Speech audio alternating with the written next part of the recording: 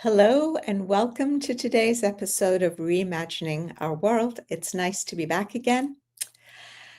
As we celebrate the 250th anniversary of America's Declaration of Independence, it's worth reflecting on some little understood truths underpinning the history of this country. These are truths that are not widely known, and in fact, they've been obscured by the dust of history. I firmly believe that by clearing the dust off of some of these truths and exposing them to the light of day, we will find ourselves, firstly, infused with hope and the belief that we can emerge out of this very difficult period in which we find ourselves, a period of deep polarization and a period of hopelessness, of distrust of government, distrust of institutions, distrust of each other, and so on. And the second thing that we will find is that we already have a viable roadmap for how to get out of the mire in which we find ourselves. So in some sense, we have created breadcrumbs along the way. We've done this before. We've managed to extricate ourselves from a similar quagmire in the past, and we can certainly do it again. So the conversation today, the thing that I would like to explore with you is an amazing idea that I was exposed to just a few months ago when I went to listen to a talk by a gentleman by the name of Elie Merritt, who is a political historian and who has recently written a book called Disunion Among Ourselves. I'll put it here for you to see. And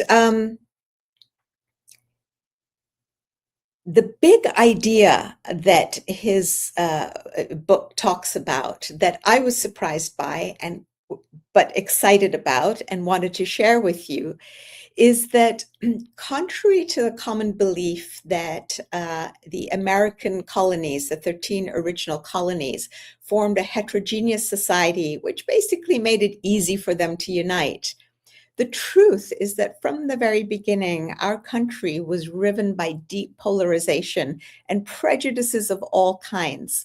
We'll talk a little bit about these in a minute. There were lots of regional centrifugal forces that were pulling us apart. There was entrenched distrust, and the threat of fragmentation was present right from the beginning and definitely right through the entire 9 years of the American Revolution leading to independence. What is really interesting is that in the face of this deep polarization, despite it, what our founding fathers consciously chose to do was to repeatedly make compromises and sacrifices for the common good. They came to this realization over and over and over again that what was important was unity, and that in order to maintain unity, they needed to be willing to make sacrifices and compromises. Why? In order to forge an unbreakable bond and create a perpetual union. They didn't want a temporary union that was going to fall apart in a few years or a few decades. And they knew that for that to happen, it needed to be rooted in, grounded in unity. So unity was the watchword. I find that idea really fascinating. I have never heard of this idea before. We certainly were not taught it in history, but Elie Merritt has gone and dug into the records and done his own research. And on the basis of the historical evidence, this is the big idea that he's presented. And I find it extremely compelling. And it is heartening and instructive and empowering and elevating. And so since we're willing to swallow so many ideas that have the opposite effect, why not try something that actually could get us somewhere positive? So let's take a look at some of the underpinnings of this idea. So there were many fears that existed when the representatives of these 13 colonies came together in 1774.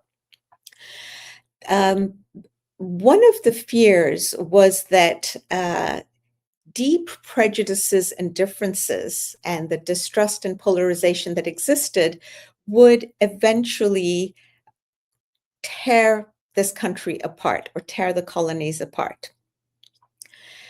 When you read the works of people like John Adams, you see that the differences were many and varied. There was a difference in language, there was a difference in culture, in religion, in forms of government, in ideas, in views, in economy, in maritime rights and land rights. I mean, you name it, there were very wide differences and really gulfs between the various viewpoints. The various parts of the country or the 13 colonies deeply distrusted each other. They were jealous of each other. They were very polarized. And to top it all off, they each really cherished their own commercial and land freedoms and their own independence. So you've got 13 colonies, each cherishing their independence. Now, one of the things I'd love for you to tuck in the back of your minds as we have today's conversation is think of the world as though it were a series of colonies, all these different, imagine the countries of the world as states, and imagine the arguments that we make about why we can't come together in unity because we're so different and because we mistrust each other and because we are varied in our economies and our languages and our viewpoints. So religions, same thing. So let's see what happened here. What can we learn from the American experience? What is interesting is that this fear that we were going to basically be blown apart because of these differences was so deep that most of the folks in the colonies believed that a revolution for independence was just not on. It was going to be a bad thing because they were convinced that it would lead to 3 republics, not one. Northern, middle, and southern. So northern states, particularly northeastern states, the middle states like Pennsylvania, and the southern states. So this deep fear of fragmentation led to a second fear. The second fear was that if we were to reach for independence, that the regional and sectional differences would inexorably lead us into a civil war. And this would be a terribly, terribly bad thing. It was because of these fears that independence was to be avoided at all costs that the 50-odd delegates representing the 13 colonies who gathered together in Philadelphia in the first Continental Congress that we've all heard about in 1774 were not seeking ways to gain independence, but rather looking for strategies to repeal 4 oppressive acts that the mother country, Great Britain, had, in their view, unfairly imposed on them. So the fears of civil war, there were lots of reasons why these fears were understandable, because there were lots of potential triggers for civil war. Disputed state boundaries. Where do my boundaries end and where do yours begin? Again, same as in the international arena, right? Ukraine and Russia, as an example. The fear that land and property would be grabbed from the wealthy and put into the hands of those who did not have land. Arguments over commerce. There was massive undivided war debt. There was the question of taxation. Do you tax? How do you tax the various colonies? The right of soil, as they called it. There was a lot of unsettled Western territory stretching from the top of the Appalachian Mountains to the Mississippi River. Who was going to have the right over those lands? And we'll talk about that a little bit more in a minute. Should new states be allowed to be formed, like Vermont, that wanted to be established as its own independent territory. There was a fear of the ramifications of slavery and what would happen if the slaves made common cause with those who wanted to free them and basically undermine the economy of the southern states. There was religious diversity and religious divisiveness. And it was extremely toxic. I mean, we're now starting to feel some of it today with hints of the rise of Christian nationalism in this country, but it was a very entrenched problem in those days. Huge diversity in cultures, educations, manners, ways of being and interests, different mindsets, and huge clash of economic interests. Now, the third fear was that if we entered into a civil war, that would in turn invite external threats by essentially making foreign powers think, oh, the Americans are weak now, now's the time to come in, either through invitation, because each of the three republics that they feared would be created would reach out to different European powers and say, hey, will you come support us? And we would then be drawn into essentially an international war. So that was a really deep fear. And another fear was that at the very least, if we entered into a civil war, external powers like France, Spain, and Russia would see that we were weak, and they would be very tempted to come and try to colonize us. And so we would end up trading one colonizer, namely the Great Britain, for potentially a different colonizer. There was also a fear that from the north, we would have the Canadians and the Indians, the American Indians, engage in incursions and come and take over bits and pieces of the land. So as you can see, there was a lot of fear in the air. And then a fourth deep fear was that slaves would make common cause with those who would liberate them. So they would make common cause with the Northerners who believed in liberating slaves, and this would not redound to the benefit of the South. At the time, there were about 430,000 African American souls held in bondage in the southern states. And then there was the whole nother problem that ending slavery, they believed, would itself lead to disunion because of the differing economic interests. So there were other fears. We're not going to get into all of them in detail, but one interesting one is that people in the South thought that people in the North had these newfangled ideas of governance, this idea of pure democracy, and they were not so keen on it. They believed that government should be a balanced business, balanced between equal parts monarchy, aristocracy, and democracy. So it was a meld. And they didn't like this idea of pure democracy. They were very suspicious of it. So it's an interesting thing, with the benefit of hindsight, to see the kinds of fears that people had and what actually came to pass. It's instructive because we too have our fears today. We fear all these things that may happen in the future, and we stop ourselves sometimes from acting when, if we were to take action that is principled and well-intentioned, we may find ourselves very surprised. Another fear was that Northerners were religious bigots. That's how the Southerners viewed the Northerners, as religious bigots who were intent on imposing their religion on the rest of the country.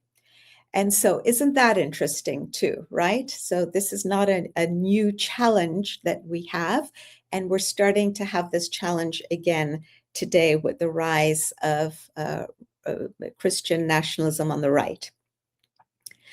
Now,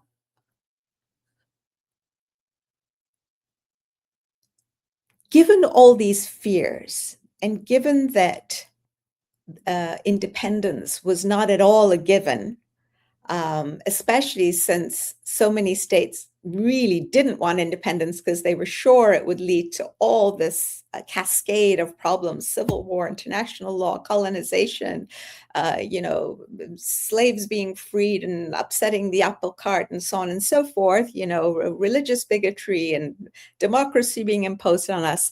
Given all these fears, the fact that we arrived at a Declaration of Independence, that we fought for it and we forged it, and this country united around it, was really a hard-won compromise. And this is a point that Elie Merritt makes in his book. And I love the way he puts it. He says it was more in the nature of a shotgun wedding rather than something that we just all went towards with joy and with a certain amount of inevitability. Now, there were two prevalent, one of the things I wanted to highlight is that there were two prevalent and competing views of independence at this time. One group of people said, hey, we're not mature enough, essentially, and we need another 40 to 50 years before we should gain independence. So let's take the 40 to 50 years to kind of get ready, get prepared, grow up, emerge from adolescence, collective adolescence. The other view said, no, gosh, if not now, then when? The time is now. And this view was represented by John Adams, who said, look, we need to look reality in the face.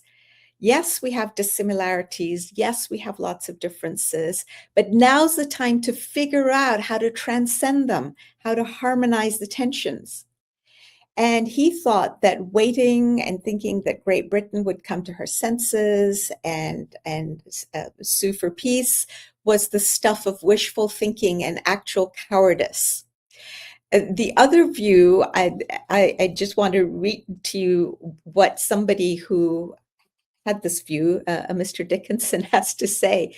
He says, basically, as he's looking at this idea of independence, he says, it presents to me an ocean perpetually tempestuous, without bottom and without shore. He's not melodramatic. If there are in it any islands or spots of terra firma, they are too distant and too small to be discovered by my weak sight. I cannot perceive a speck where a dove might pick up any green leaf. So it's on this basis, this fear, this, oh my God, we're entering into this shoreless ocean that's tempestuous. Please, no, let's not go for independence, that he concludes we need 40 to 50 years to wait. Why do I highlight this? Because this is a lesson for us today. It's something for us to be aware of. There are those of us who believe that we should take an incremental approach towards reforms, whether it's reforms at the national level, whether it's reforms in global governance. And then there are others of us who believe that it's time to rip the Band-Aid off, that humanity needs to take the next inevitable step towards its collective maturity by forming a form of a system of global governance that is fit for purpose for humanity in its age of maturity, that we are interconnected, that we are basically one human race, that many of our challenges are collective in nature, and therefore that we need collective solutions to be crafted by collective decision-making institutions, that we need a world legislature that can pass binding laws. We look at the unending wars in Iran right now, Iran and the United States, at Ukraine and Russia, in the DRC, in many parts of the world, in Sudan, and we recognize that we need a system of collective security that is an internationally agreed upon system based on internationally agreed upon principles and rules, and that is applied methodically and that is capable of enforcement. So we are facing the same set of issues, but we're now at a different point in our growth. We're facing the issues in America as Americans. What kind of country do we want to be? What sort of mindset do we want to have about our oneness? and therefore the need to do whatever it takes to forge unity, including making necessary compromises and sacrifices. And then for the international community, what sort of world do we want to live in? And what is it going to take? And do we have the courage to do what it takes to get there? And so we can learn a lot from what the early Americans did. Okay, so we talked about the fact that the founding fathers consciously and mindfully chose to make decisions based on compromise and sacrifice of their states or colonies' interests in the interests of the larger whole. Let's look at some concrete examples. Well, what are we talking about? Okay, so the first compromise was based on a recognition that if we didn't get the southern colonies on board, Virginia at the time was like the largest southern state. It was the flagship state. It was powerful, had influence, it was wealthy, and it was large. And the founders recognized that they needed to get Virginia first on side, and then she would then bring the other southern colonies. So what did they do? They did several things. They placed the reins of the Continental Congress in the hands of a Virginian. His name was Peyton Randolph. He's given the president's chair. That wasn't enough. Another thing was that they gave the role of commander-in-chief of the Continental Army, the army that is fighting the British to get them out, to dislodge them from these colonies. They give it to George Washington. Now, we've all come to believe that George Washington was the best man for the job. Well, it turns out, and I only learned this from reading this book, that he was not the best man for the job. There were Northerners who were far better qualified than he. However, there was a recognition that it was just not going to fly with the Southerners to appoint a Northerner because of the deep distrust. And so the North was willing to give up and make this big sacrifice. You know, you've got the best people for the job, but now you're saying, okay, we'll go for the lesser person in order to maintain unity and in order to bind Virginia and the southern colonies to the cause of resistance against Great Britain and uniting dissimilar colonies into a safe, unified whole. How do we know this? We know this from all the notes and diaries kept by John Adams, who clearly says all these things were done with that one goal, preserving unity. It was also the reason why it was Virginia, not Massachusetts, that first pressed for a motion of independence on the floor of the Continental Congress. And also, it was the reason why it was Thomas Jefferson, a Virginian, who authored the Declaration of Independence. So do you see all the compromises very mindfully and consciously made in the name of and for the cause of unity? Second compromise, we had to choose a voting procedure. And really the big question was, are we going to vote based on popular representation? In other words, are we going to deem that every person is an American and everybody's vote counts equally? Or are we a confederation of 13 equal nation states? And the temporary rule that was accepted was that of one colony, one vote. Again, it was a compromise because we needed to do it to keep some of the colonies on side, on board, not to walk away and secede before this thing had ever actually gotten off the ground. So again, what's fascinating here is now look at these two principles. There's a principle of progressive evolution in accordance with capacity to tolerate it. This is what we see with this compromise on voting procedure, right? That, okay, we need to go slowly and bring people along. And yet we saw before that in terms of should we forge ahead for independence or not, the question is to wait 40 to 50 years, in other words, go slowly and incrementally, or to bite the bullet and strike while the iron is hot. And both are true. And what Therefore, we need to hone, the skill we need to hone is that of discernment, to distinguish between those instances when we need to take a leap of faith, like seeking independence, and instances when we need to move in incremental steps. That is part of wisdom. And so those are skills that really our leaders need to have. And as we seek to elect leaders, those are qualities that we need to be looking for, these intangible things, not just looking at policy platforms, but do these people have the wisdom to make the right decision? Do they have good judgment? The third compromise had to do with resolving the conflict over embargo of goods that were to be exported. So here was the idea. One of the ideas that the Continental Congress had was to halt all importation of goods from Great Britain and also halt all exportation of goods from the colonies to Great Britain. So, in other words, to put a squeeze on Great Britain and put pressure on her economically, sort of like what's going on in the Strait of Hormuz right now, right? Economic pressure, not letting ships in and out of the strait, and the whole world is straining under the economic suffering. So these are ideas that people have always had. So this idea elicited vehement objections by Virginia, because Virginia relied on a single crop for exportation, and that was tobacco. And it was her main source of income. And the same was true for the colonies of Maryland and North Carolina. So this is raised, and the Congress says, yeah, you're right. We need to take this into consideration.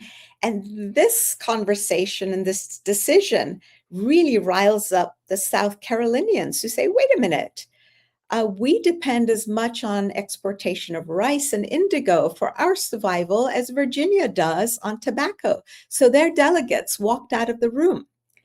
They also resented the fact that northern exports like flour and fish would continue to be exported, and so the northern economies would remain healthy. And remember, there was this deep distrust and dislike of the North and suspicion of them. And there was a deeply entrenched belief that ultimately the North wanted to take over and dominate the southern and middle states. So the compromise that was hatched when the members of the Continental Congress realized, oh boy, we can't afford to have South Carolina walk out and destroy this union that we want to forge, they decided to delay the non-exportation.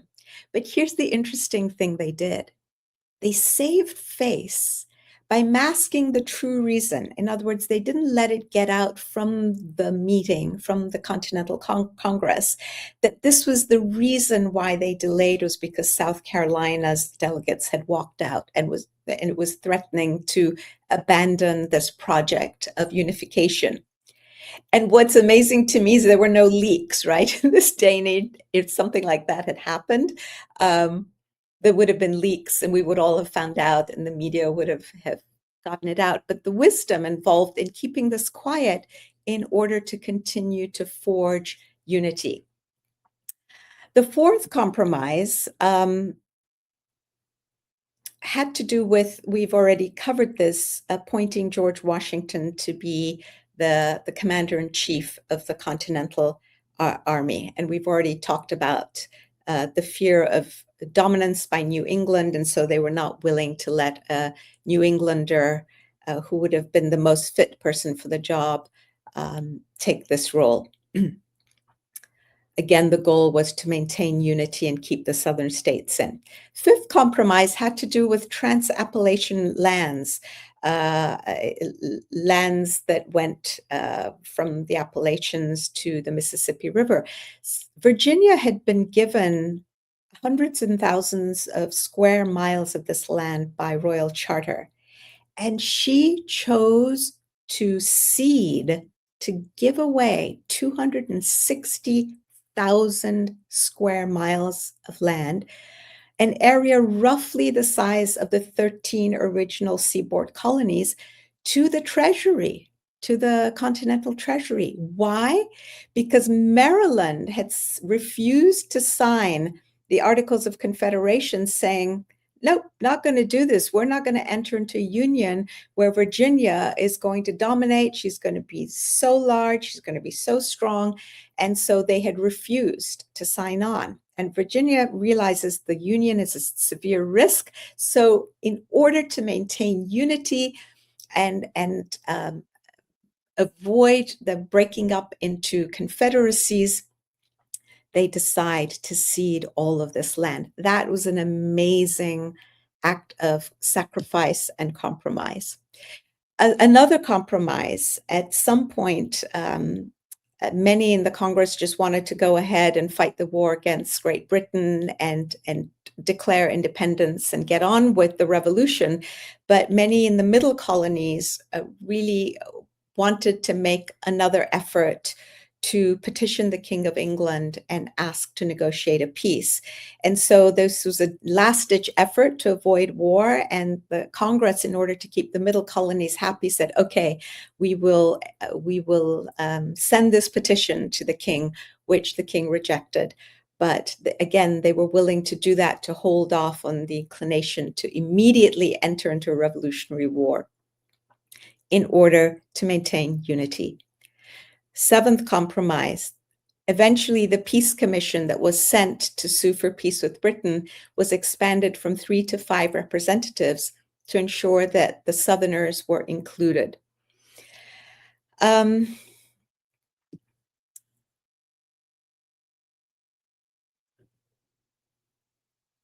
Now, there is an eighth compromise that is also really important. There was a recognition at some point, the founders started to realize that it was very important to maintain sectional balances, regional balances. Not only for short-term unity, but in some sense, more importantly, for a unity that would last. It started with the recognition that there were two sets of rights. There were in the Northeast, what those states really wanted from Britain were fishing and drying rights at the island of Newfoundland in the Northeast. And for the southern states like Virginia, they really wanted the boundaries to be delineated at the Mississippi, and they wanted free navigation along the Mississippi River so they could move their goods down all the way to the Gulf of Mexico. So you had these two sets, at least, of sectional rights. And the founders over time start to realize that sectional fairness is foundational. James Madison, when he's negotiating for peace with Great Britain, realizes that this foundational principle of fairness, now we're talking about principled approaches, right, to building institutions, to building countries. We talked about the idea of sacrificing everything for the common good. That is really a recognition of the principle of oneness.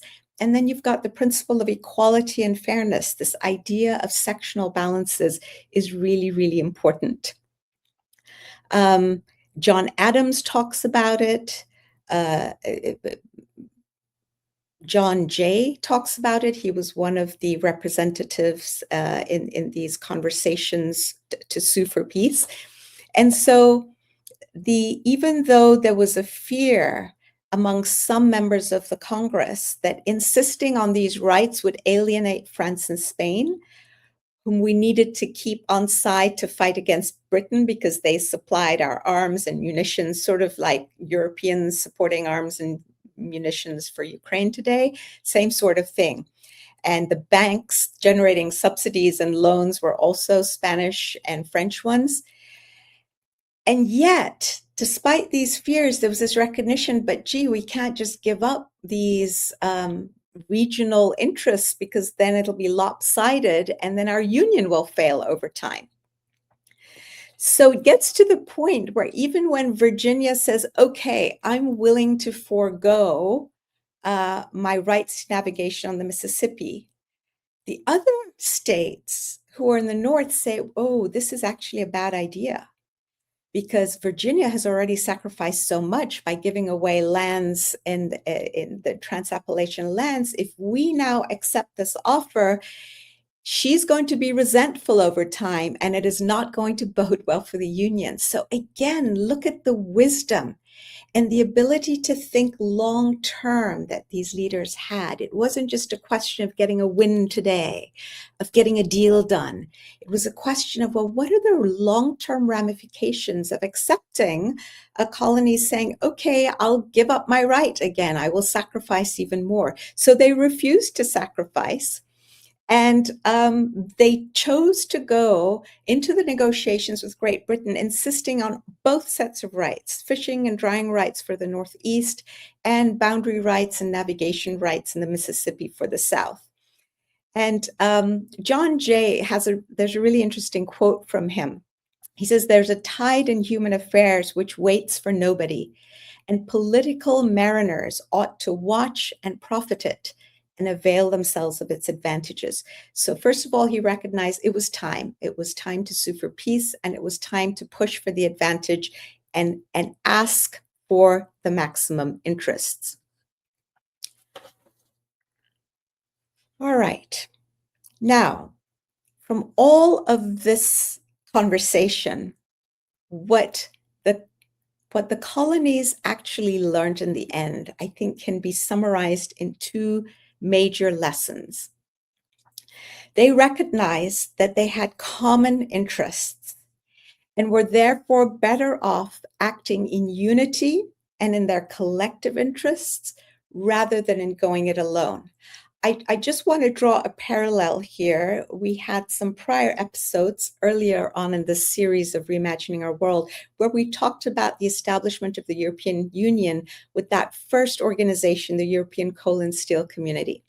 And it too was based on the recognition amongst the 6 founding nation countries that their common interests in having equitable access to coal and steel to rebuild their economies after the Second World War were supreme, and that they were better off ceding their interests, pooling their interests in coal and steel into the hands of a supranational organization called the High Commission of the European Coal and Steel Community, rather than trying to go it alone. And it was incredibly successful. So we're starting to see this principle and pattern, a successful one, repeated over and over. So it merits us really paying attention. There were comments at the time being made that demonstrated that people were, again, aware. This fellow, Henry Lawrence, says the body politic is sick, sick indeed. We could be saying the same today, right, in 2026. And another, Philip Schuyler, says the political ship is exposed to the danger of becoming a wreck through the incompetency of the pilots. Again, something that we hear today also. But they ultimately recognized, and this was the second big lesson, that the good of the whole of all 13 colonies must take precedence over, must be prioritized over the good of the part. And that in fact, the good of the part could only be guaranteed by ensuring the good of the whole. This is the idea of the recognition of the oneness of countries, nations, peoples, human beings. We are all members of one human body.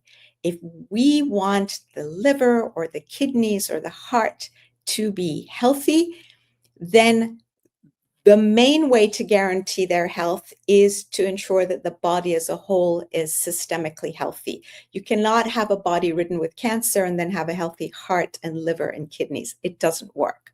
So this recognition of the principle of the oneness of humanity and this principle of the recognition of our interconnectedness and interdependence into a single organism is absolutely key. It is really a principle of social organization, and it is a spiritual principle. It's a principle that governs life.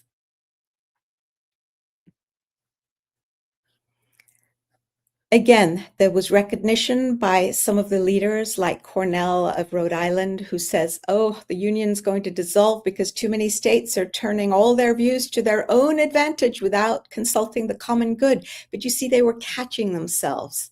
And that is the main thing. And it is because of this recognition that you've got a leader like Benjamin Franklin, who basically ends up crafting the first set of the Articles of Confederation to create what he called a perpetual union. So he's instilling the seed of, we want a union, not a temporary one, a perpetual one. And in it, he put provisions that would act as a bulwark against American disunion and civil wars. Provisions like, you are not allowed to secede. Once you sign on to these Articles of Confederation, you can't say, oh, I don't like the system anymore, I'm walking out. So the threat of secession is gone. There will be no splitting into confederacies. There won't be groupings, this coalition of states versus another coalition. You know, the north of the United States splitting off from the south. It was banned and prohibited. There was also provision that if we have differences between us, we resolve them through legal means, not through separatist or military means. We don't go to war with each other, and we don't sulk and separate. And there was another provision that states were forbidden to keep standing arms, right? All these very mindfully crafted provisions that are inserted into the founding documents of this country to ensure union, because people, the leaders, were seeing the end in the beginning. They understood human nature, and they knew what needed to be done to avoid descent into disunion.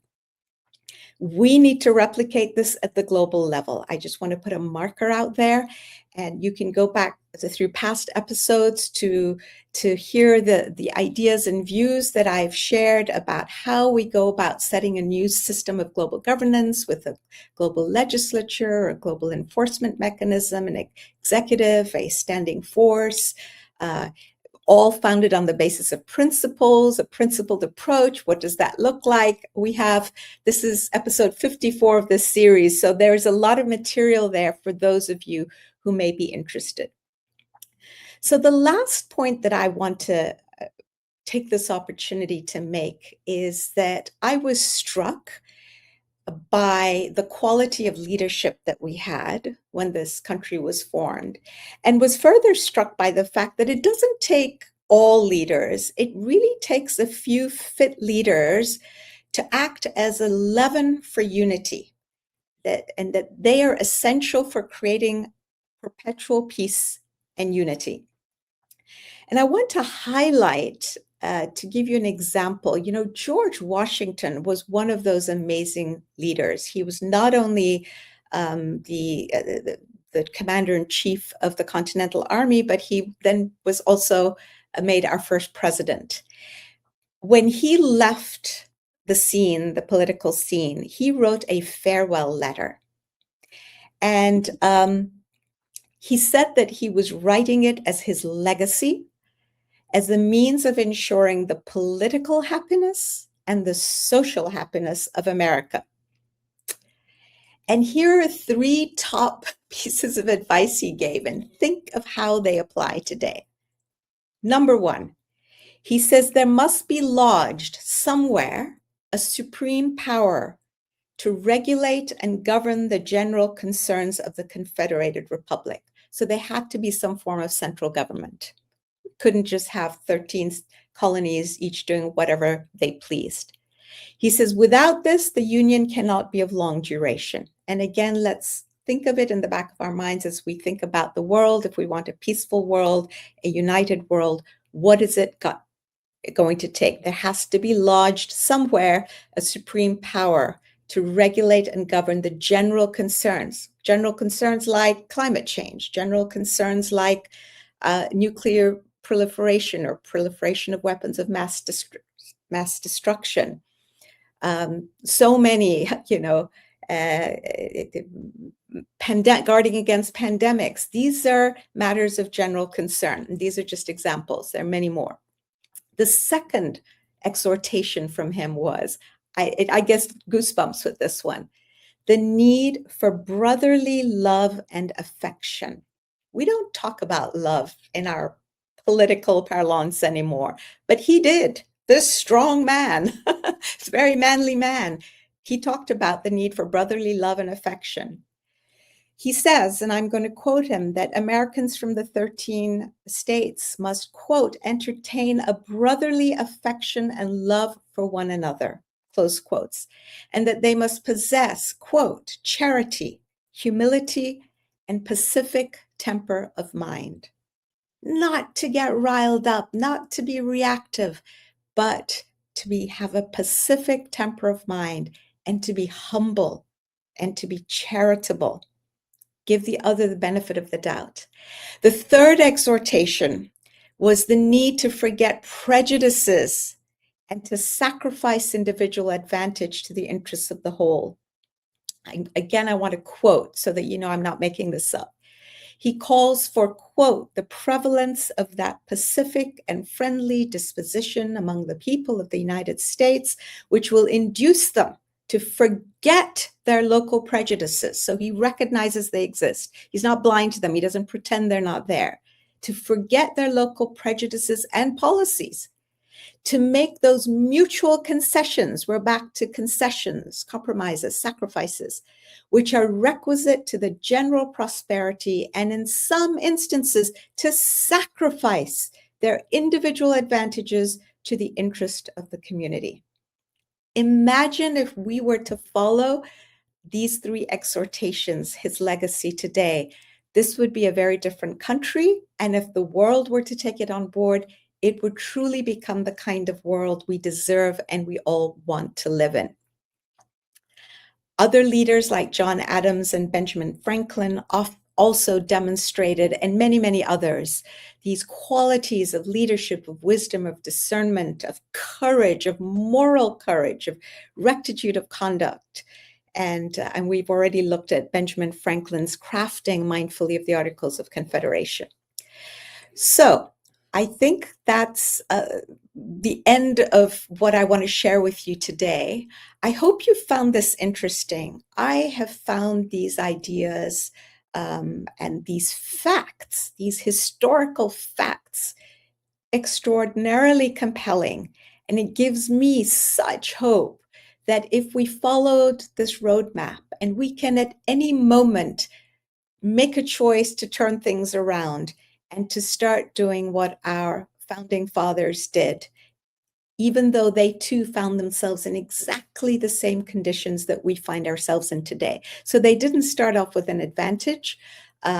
Probably the greatest advantage they had was that the founding fathers themselves were exceedingly wise, but we get to elect fit leaders. So it's on us. The onus is on us to recognize, to raise our own consciousness, and to start making better and better and better choices.